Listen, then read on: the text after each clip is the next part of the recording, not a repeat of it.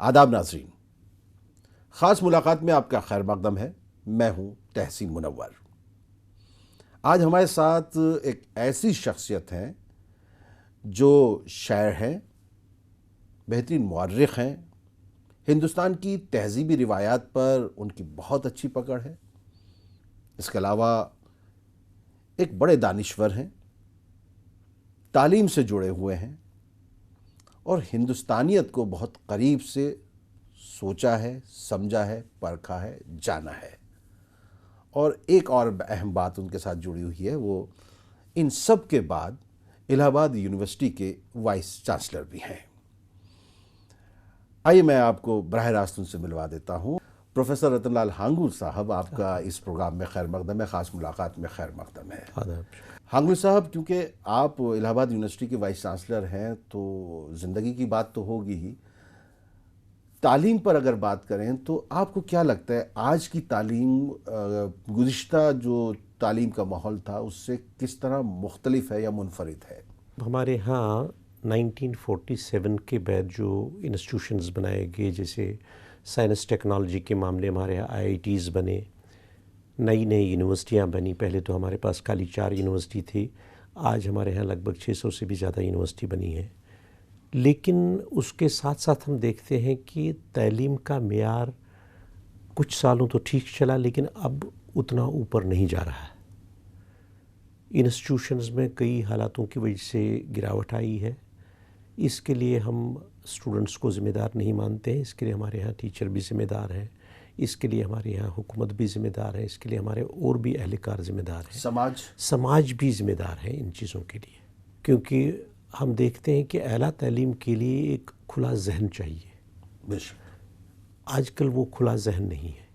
ये हम नहीं कहेंगे कि खाली हुकूमत की तरफ से कोई प्रेशर है, लेकिन हम देखते हैं कि जो पॉपुलेशन हमारे यहाँ बढ़ती जा रही है या तालीमी मैदान में जितने हमारे लोग हैं उसमें हम देख रहे हैं उसमें इसलिए भी गिरावट आ रही है कि हमारे यहाँ इंफ्रास्ट्रक्चर उस तरीके का नहीं है, स्किल डेवलपमेंट उस हद तक नहीं हो रहा है, एम्प्लॉयमेंट अपॉर्चुनिटीज़ घटती जा रही, बढ़ती नहीं जा रही है।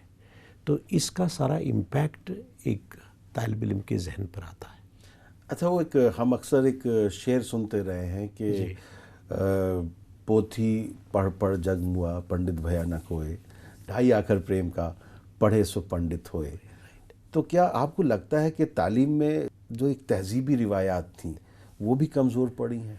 वो सर्टनली कमज़ोर पड़ी है कि हम देख रहे हैं कि 1990 के बाद, मतलब जो 21st सेंचुरी स्टार्ट हो गई उससे थोड़ा सा एक दशक पहले एक नई टेंडेंसी हमारे यहाँ राइज हुई जिसको हम कहते हैं individualisation of space and time.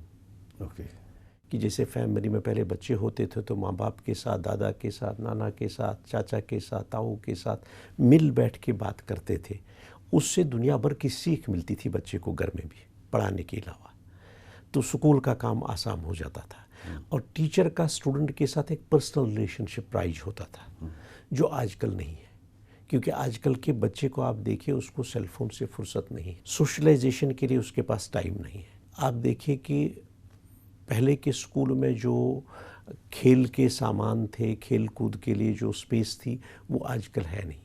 उससे बच्चों की सेहत पे इम्पैक्ट पड़ता है। इसकी वजह ये तो नहीं है कि हम जो है बहुत ज़्यादा कैरियर ओरिएंटेड एजुकेशन हो गई है और पहले जो तालीम होती थी वो इंसान को इंसान बनाने के लिए होती थी और अब जो तालीम है वो इंसान को किसी कैरियर तक पहुंचाने के लिए। जी, ये भी सही बात है, आपकी बात से बिल्कुल मैं मुत्फिक हूँ।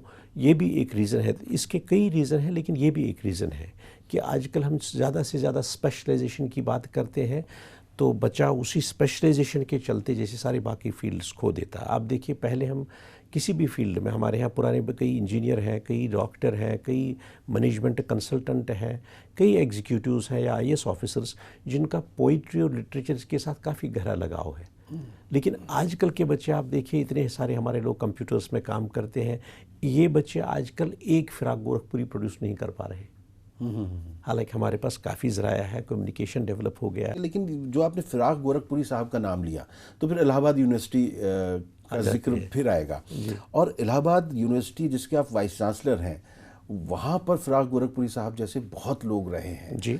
तो आपको लगता है कि इस जनरेशन में जो आप देख रहे हैं, जो साहित्यकार, जो अदीब आप इलाहाबाद यूनिवर्सिटी में भी देख रहे हैं बच्चों को भी, तो उनमें आपको लगता है कि कोई इस तरह का आगे निकल सकता है? देखिए, पोटेंशियल तो बच्चों में काफ़ी है। पहले हम देखते थे कि इलीट फैमिलीज़ के घरों से जो है third generation learner, fourth generation learner पढ़ने के लिए आता था। आजकल हमारे यहाँ ज़्यादा तादाद जो आती है फर्स्ट जनरेशन लर्नर की है, तो उनके पास भी पोटेंशियल काफ़ी है बच्चों में, लेकिन उनको निखारने के लिए एक बहुत अच्छे टीचर चाहिए हमारे पास। तब जाके कोई फिर इफ्तिखार गोरखपुरी, फिर कोई निराला और फिर कोई बड़े बड़े एडमिनिस्ट्रेटिव ऑफिसर निकल पाएंगे। जब आप अच्छे टीचरों की बात करते हैं तो अक्सर सिलेक्शन प्रोसेस जो है यूनिवर्सिटीज़ वगैरह का, उसको लेके काफ़ी बातें कही जाती हैं और अक्सर लोग ये कहते हैं कि इंटरव्यू से पहले पता होता है कि ये जगह किसके लिए तय है, और इस तरह के तजुर्बात भी हुए हैं। तो क्या यहाँ पर भी काम करने की ज़रूरत नहीं है? यहाँ पर भी काम करने की ज़रूरत है। मैं इस हवाले से एक बात कहना चाहूँगा कि मैं पहले जो है, मैं यूपीएससी में भी एग्जामिनर रह चुका हूँ, इंटरव्यूज़ में भी और वैसे भी, तो अपनी तरफ से हर जगह हमने कोशिश की कि बड़ी ईमानदारी से काम हो। पहली बार मुझे मौका मिला जहाँ मुझे 6 टीचर अपॉइंट करने थे यूनिवर्सिटी में, हैदराबाद यूनिवर्सिटी में। तो उसके बाद सब लोग कह रहे थे कि साहब यही एक डिपार्टमेंट है जहाँ मुकदमाबाजी नहीं हुई। और जब हमें टीचर सेलेक्ट करने थे, हमने सबसे कॉम्पिटेंट टीचर वहाँ डाले। मेरे चले जाने के बाद वो एक दिल्ली यूनिवर्सिटी में वापस गए, 2 लोग JNU आए मेरे चले जाने के बाद, लेकिन बहुत ही कॉम्पिटेंट टीचरों की ज़रूरत है। असल में क्या हुआ है कि हिंदुस्तान में आजकल इंसान की जो पर्सनैलिटी होती है, सबों की नहीं है, लेकिन कई ओहदों पर हम देख रहे हैं कि जिसको पर्सनैलिटी ऑफ इंडिया कहते हैं, वो पर्सनैलिटी ऑफ इंडिया कहीं ना कहीं थोड़ी चूक जाती है, कहीं ना कहीं थोड़ा सा डिसइंटीग्रेशन आता है। अभी आजकल हम पेपर में देखते हैं, कई सेंट्रल यूनिवर्सिटीज़ में भी देखते हैं, यूपी की बाहर भी हम देख रहे हैं कि आपकी बात जो है कि साहब पहले ही पता हो चल रहा है, सिलेक्शन इस तरीके से नहीं है, करप्शन का इन्वॉल्वमेंट है। लेकिन हमने भी इलाहाबाद यूनिवर्सिटी में कुछ अपॉइंटमेंट्स के कोई मतलब उस पर सवाल नहीं उठा सकता है। हम प्रोफेसर रतनलाल हांगलू साहब से ये भी जानेंगे कि कश्मीरी पंडितों का इलाहाबाद से ऐसा क्या मजबूत ताल्लुक़ है जिससे ये अपने आप को वहाँ से जोड़कर देखते हैं, मगर इस मुख्तसर वक्फे के बाद।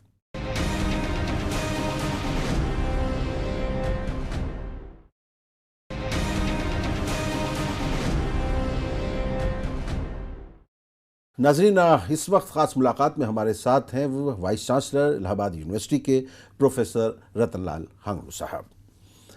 हांगलू साहब, आपका अगर मैं देखता हूँ तो आप कश्मीर यूनिवर्सिटी में भी आप रहे हैं, आपने JNU से भी तालीम हासिल की है, हैदराबाद दक्कन से भी आपका ताल्लुक़ रहा है, काफ़ी मुद्दत तक आपने वहाँ पे हिस्ट्री डिपार्टमेंट में पढ़ाया है। उसके अलावा हम देखते हैं तो गैर ममालिक में बहुत सारी जगह, जर्मनी हो, जॉर्जिया हो, और आपका वहाँ पे एक नाम है। अगर हम किसी से भी बात करते हैं तो लोग आपको बहुत अच्छी तरह शनाख्त भी आपकी रखते हैं। उसके बाद वेस्ट बंगाल में, अब मगरबी बंगाल में तो आपने कमाल ही कर दिया था, जिस तरह आपने तस्वीर बदली है कल्याण यूनिवर्सिटी की। तो और उसके बाद फिर आपका इलाहाबाद आना, तो इलाहाबाद तो संगम है गंगा जमुना सरस्वती का। मुझे लगता है वहाँ पे झेलम भी आ गई है आपके आने से, लेकिन क्या वहाँ झेलम पहले से मौजूद नहीं थी? बहुत कश्मीरी पंडितों का ताल्लुक़ इलाहाबाद से, ख़ास तौर से मोतीलाल नेहरू जी की फैमिली हो, या बहुत सारे जजेस रहे हैं, चकबस्त साहब हैं, वो सब लोग हैं। तो आप उनके साथ अपने आप को जोड़कर देखते हैं, और क्या आपको वहाँ पे एक तरह का ऐसी फ़िक्र मिलती है, आपको लगता है कि आप उन्हीं लोगों के बीच में मौजूद हैं? मैं इसके बारे में ये कहना चाहूँगा कि हमारे यहाँ कश्मीरी पंडितों का माइग्रेशन कश्मीर से बाकी हिंदुस्तान के हिस्सों में पहली बार नहीं हुआ है। ये हमारे यहाँ लगभग 7-8वीं सदी से शुरू हुआ।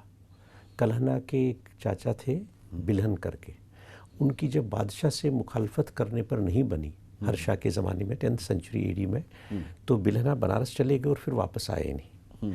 उसके बाद जब सल्तनत पीरियड का दौर हुआ तो कई लोग आके, बोथ हिंदूज मुस्लिम्स मतलब दोनों, निकल के हिंदुस्तान के कई हिस्सों में बस गए, यहाँ तक कि कर्नाटक तक लोग गए।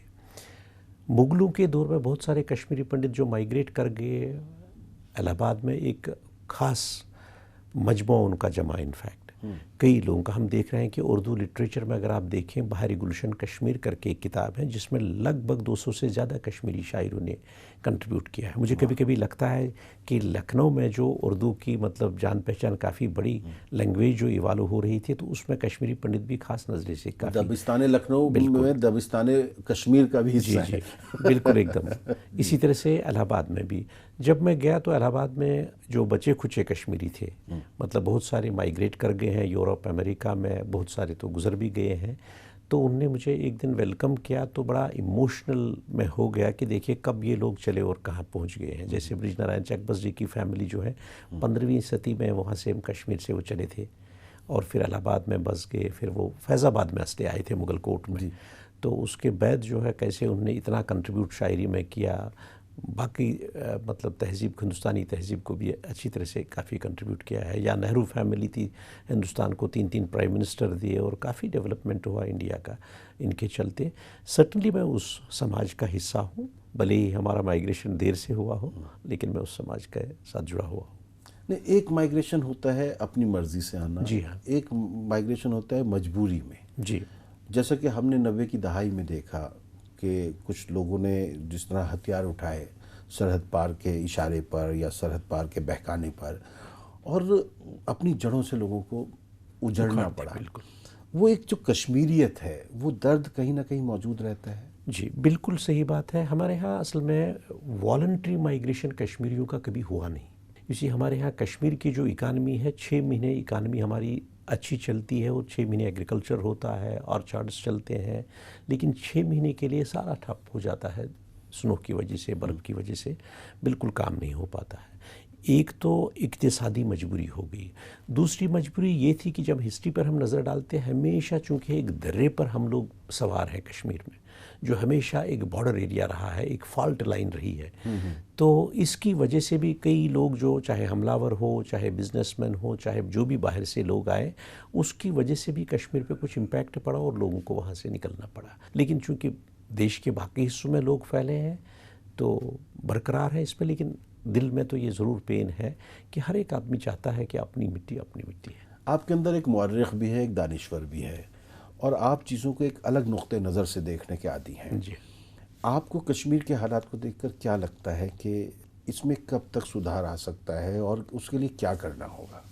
देखिए, कश्मीरी प्रॉब्लम को हमारे हुक्मरान हो या आम लोग हों, जब 1990 में ये मामला हुआ, 89 से ही शुरू हुआ, लसकोल को जब गोली मारी जी, लसकोल को गोली मारने के बाद तो लोगों ने सोचा कि साहब ये हिंदू मुसलमान का झगड़ा है, साहब ये पाकिस्तान करा रहा है तो इसलिए ये प्रॉब्लम है।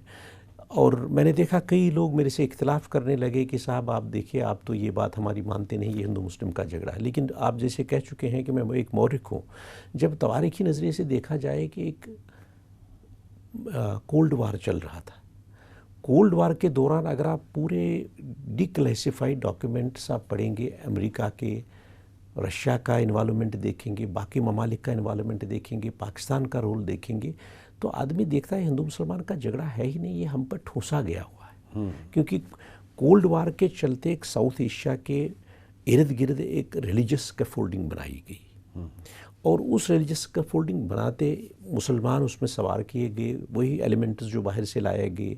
क्योंकि अब जब पाकिस्तान ने इसमें कोल्ड वार में अमेरिका का साथ दिया, अफ़गानिस्तान में तालिबान की हुकूमत कायम हुई, तो उसके बाद जो पाकिस्तान के सामने मसला था कि यहाँ से जो बाहर से आए मिलिटेंट्स हैं, इनको कहाँ रखा जाएगा, जिन भूतों तैयार कर एग्जैक्टली इनको कहाँ से भेजा जाए। तो बोले साहब कश्मीर आज़ाद करो। यही है, क्योंकि 89 में अफगानिस्तान से रशिया जाता है, रशिया एब्सोल्युटली, और उसके बाद ये लोग खाली हो गए। बिल्कुल। तो उन्होंने उनको जो है, उसी दौरान हमने बहुत अफगानी मिलिटेंट से सब बहुत देखे। बहुत अच्छी किताब एक अंग्रेज़ ने लिखी है, वेस्टार्ड करके नाम है किताब का, किताब के आथर का वेस्टार्ड ने, कोल्ड वार पे। उसमें वो सीधे कह रहे हैं साहब, ज़ियाउल हक के साथ जब Zelensky chief security adviser American president का था, उसने कहा कि साहब देखिए, आप इनको जब इसके बाद, वार के बाद, आप इनको you can channelize them into Kashmir. ये लिखा हुआ, मैं खुद अपनी आंखों से ये पढ़ा हुआ है।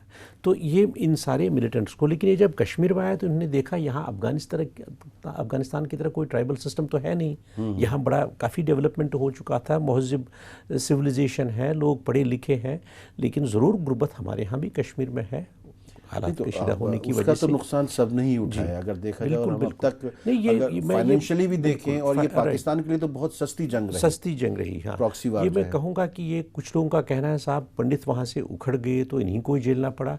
मैं ये कहूँगा हर एक कश्मीरी ने इसमें कुर्बानी दी, हर एक कश्मीरी को सफ़र करना पड़ा। जो हमारे यहाँ भाई लोग कश्मीर में अभी रहते हैं या जो कश्मीर से बाहर हैं, दोनों को सफ़र करना पड़ा। हाँ, वो तो इसका मिलिटेंट एलिमेंट तो जी बहुत बिल्कुल बहुत कम तादाद के कम हैं, तादाद थे, आम आदमी ही लेकिन आम परेशान होता। आदमी भी परेशान होना पड़ा। एजुकेशन इंस्टीट्यूशंस बंद हो गए, वैसे भी अपॉर्चुनिटीज़ कम थी तो उनकी वजह से भी लोगों को सफ़र करना पड़ा। और वायोलेंस, औरतों को वायोलेट करना, रेप इंसिडेंट्स, बाकी चीज़ें, बहुत सारे मुश्किलात जो है देखने पड़े। आप देखिए हमारे यहाँ काफ़ी साइकेट्रिक पॉपुलेशन हो गई, इसका एक बहुत दर्जा बढ़ा। विडोज़ मतलब काफ़ी नंबर बढ़ चुका है, फिजिकली हैंडीकैप्ड लोगों का काफ़ी नंबर बढ़ चुका है, जहनी तौर पर जहनी तौर पर दबाव है। और सर्टनली दोनों को मतलब सफ़र करना पड़ा, इसमें हम कोई सब दो राय इस सिलसिले में आप कोई किताब इस पूरे उस पर लिखना नहीं चाहते नहीं। क्या? इसमें मेरी किताब अभी आएगी, Kashmir before the accession and after करके। ओके। मतलब उसके तमाम चैप्टर लगभग तय हो गए हैं, 1-2 महीने के अंदर ये प्रेस में जाने वाली है। चलिए नाज़रीन, यहाँ वक्त है मुख्तसर वक्फे का, हम लौट कर आते हैं तो हांगलू साहब की शायरी पर बात करेंगे, उर्दू ज़बान के हवाले से बात करेंगे, मगर इस मुख्तसर वक्फे के बाद।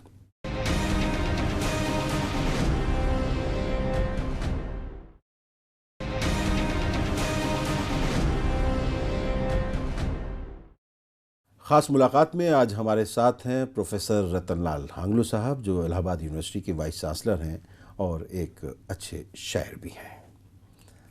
अभी हमने आपकी किताब का इजरा देखा दिल्ली में, और हसरतें और उर्दू शायरी की आपको अपनी बात को कहने के लिए आपको अशार की क्यों ज़रूरत पड़ी? आप सीधे सीधे क्यों नहीं बात कह पाते? देखिए, है तो हम तवारीखदान मौरिक हैं, लेकिन 90 के दशक में, इनफैक्ट मैंने देखा जब 1990 के हालात बिगड़ने लगे, उसके बाद मैं सोचा कि देखिए जब हिस्ट्री की बात लिखते हैं या हिस्ट्री में लिखते हैं तो एक टेक्निक है जिसको हम history of science of history कहते हैं। तो उसमें आप रेफरेंस ढूंढिए, बाकी फैक्ट्स जोड़िए और तब जाके आप बात कर सकें। हमने सोचा कि ये एक तरीका है जिससे हम आम लोगों तक कश्मीर में और हिंदुस्तान में अपनी बात को पहुंचा सकें।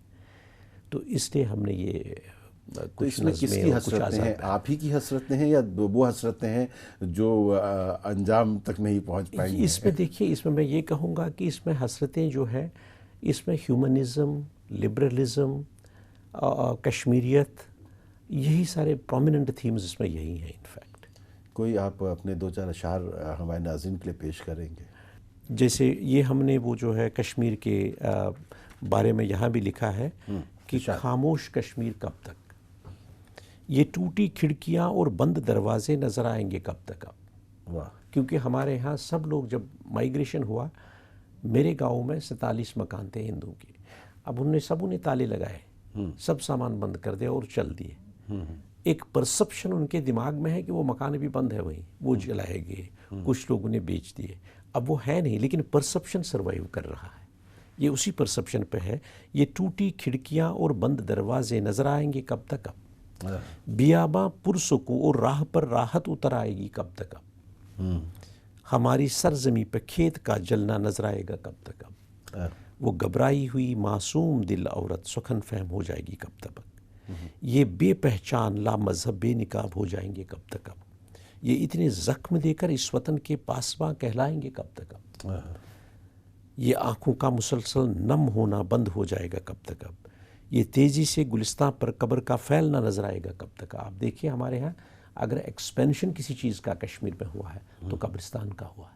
आपका लहजा, आपकी बातचीत, आपकी मिलनसारी, आपका सब कुछ बहुत नर्म सा लगता है, लेकिन जब हम आपकी इंतज़ामी सलाहियतों को देखते हैं और जो ख़बरें आती हैं उसमें आप बहुत सख्त मिजाज वाक़ हुए हैं कुछ मामलात को लेके। जब हम इलाहाबाद यूनिवर्सिटी ज्वाइन किए, हमने पहले ही दिन तमाम टीचर्स और स्टूडेंट्स को एड्रेस किया और बोला कि भाई देखिए, आप माँ के पेट में 9 महीने के लिए रहते हैं और उम्र भर आप याद करते हैं माँ के मरने के बाद भी, हमेशा माँ कभी जो है मतलब आपके जहन से खोती नहीं है। तो इंस्टीट्यूशन में आप 5 साल रहते हैं, इंस्टीट्यूशन की गोद में, और जब तक आप रिटायरमेंट लेते हैं, पेंशन लेते हैं, उस वक्त भी आपको ये यूनिवर्सिटी की सर्टिफिकेट इलाहाबाद यूनिवर्सिटी की चाहिए, इंस्टीट्यूशन के कागजात चाहिए, आपको नौकरी मिलती है, आपकी बूढ़ी माँ का सारा इंतज़ाम यूनिवर्सिटी कर लेती है, तनख्वाह देती है, आपकी बच्चों की शादी का, पढ़ाई का तमाम अखराजात उठाती है यूनिवर्सिटी। तो यूनिवर्सिटी भी एक माँ जैसी है, इसलिए माँ को कोई वायोलेट नहीं करता है। तो जो साहब इसको वायोलेट करना चाहते हैं उनके लिए मैं बड़ी सख्त हूँ एकदम, चाहे वो स्टूडेंट हो, चाहे वो स्टाफ हो, चाहे वो टीचर हो, उनके लिए सख्त इकदाम में करता हूँ। मैं इस चाहे राह में कल्याणी तो में था परेशानी या भी यहाँ बहुत आती है। हमने देखा कि जी यूनिवर्सिटीज़ वगैरह में, कॉलेजेस वगैरह में सियासत का बहुत दखल हो गया है। जी।